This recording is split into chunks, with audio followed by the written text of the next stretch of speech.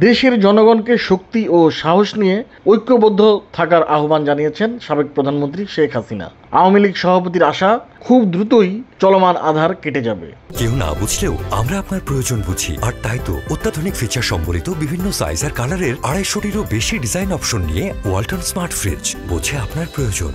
নিজের জন্মদিন পালন করায় বঙ্গবন্ধু কন্যা দলীয় নেতাকর্মী সহ দেশবাসীর প্রতি কৃতজ্ঞতা জানিয়েছেন। গতকাল 29 সেপ্টেম্বর রাতে আওয়ামী লীগের দপ্তর সম্পাদক ব্যারিস্টার বিপ্লব বড়ুয়ার সই করা এক বিবৃতিতে এসব তথ্য জানানো হয়। আওয়ামী লীগের ভেরিফাইড ফেসবুক পেজে দেওয়া হয়েছে এই বিবৃতিতে উল্লেখ রয়েছে, দেশের আপামর জনসাধারণ ও দলীয় নেতাকর্মীরা কঠিন সময়ে শত প্রতিকূলতা ডিঙিয়ে এবং বাধা বিপত্তি উপেক্ষা করে স্বতঃস্ফূর্তভাবে আওয়ামী লীগ সভাপতি বঙ্গবন্ধু কন্যা শেখ হাসিনার জন্মদিন পালন করায় সবার প্রতি তিনি আন্তরিক ধন্যবাদ ও কৃতজ্ঞতা জ্ঞাপন করেছেন।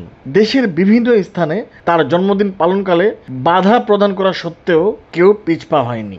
বিবৃতিতে আরও বলা হয়, দেশের জনগণের অকৃত্রিম ভালোবাসা ও মমতায় অত্যন্ত আবেগাপ্লুত শেখ হাসিনা দেশের জনগণের কল্যাণে বরাবরের মতোই নিজের জীবন উৎসর্গ করার দৃঢ় প্রত্যয় ব্যক্ত করেন দীর্ঘ সময়ের প্রধানমন্ত্রী শেখ হাসিনা। আরও বলেন, খুব দ্রুতই এই আঁধার কেটে যাবে এবং দেশের জনগণকে শক্তি ও সাহস নিয়ে ঐক্যবদ্ধ থাকতে হবে।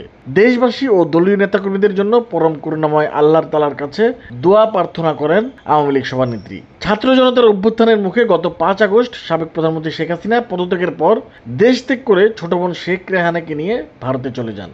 তিনি এখনও ভারতেই অবস্থান করছেন বলে জানা যায়।